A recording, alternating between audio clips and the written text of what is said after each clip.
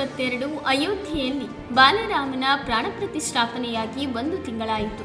ಶತಶತಮಾನಗಳ ಹಿಂದೂ ಸಮುದಾಯದ ಕನಸು ನನಸಾಯಿತು. ಶ್ರೀರಾಮ ಮಂದಿರ ನಿರ್ಮಾಣಗೊಂಡಿತು. ಒಂದು ಕಾಲಕ್ಕೆ ಸರಯೂ ನದಿಯ ತೀರ ಬರೀ ಬಯಲಾಗಿತ್ತಂತೆ. ಹೇಳಿಕೆ ಪ್ರಕಾರ ಆ ಸ್ಥಳದಲ್ಲಿ ಜನರು ಹೂವು, ಅರಿಶಿನ, ಕುಂಕುಮ ಇಟ್ಟು ಪೂಜಿಸುತ್ತಿದ್ದರಂತೆ. ಇಂದು ಬೃಹತ್ ರಾಮ ಮಂದಿರ ನಿರ್ಮಾಣಗೊಂಡು ಎಲ್ಲರನ್ನೂ ತನ್ನತ್ತ ಆಕರ್ಷಿಸುತ್ತಿದೆ. ಅಯೋಧ್ಯ ರಾಮ ಮಂದಿರ ನಿರ್ಮಾಣಕ್ಕೆ ಬಹುಜ್ಞಾನ ತಾಂತ್ರಿಕತೆ ಬಳಸಲಾಗಿದೆ. ಸ್ಟೀಲ್ ಮತ್ತು ಸಿಮೆಂಟ್ಗಿಂತ ಭಿನ್ನವಾದ ಸಾಮಗ್ರಿಗಳನ್ನು ಉಪಯೋಗಿಸಲಾಗಿದೆ ಎಂದು ಹೇಳಲಾಗಿದೆ.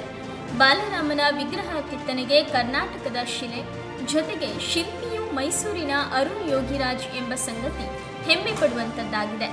ಪ್ರಾಣ ಪ್ರತಿಷ್ಠಾಪನೆಯನ್ನ ನಮ್ಮ ಪ್ರಧಾನಿ ನರೇಂದ್ರ ಮೋದಿಜಿಯವರು ಲಕ್ಷಾಂತರ ಭಕ್ತರ ಸಮ್ಮುಖದಲ್ಲಿ 2024ರ ಜನವರಿ 22ರಂದು ನೆರವೇರಿಸಿದ್ದರು.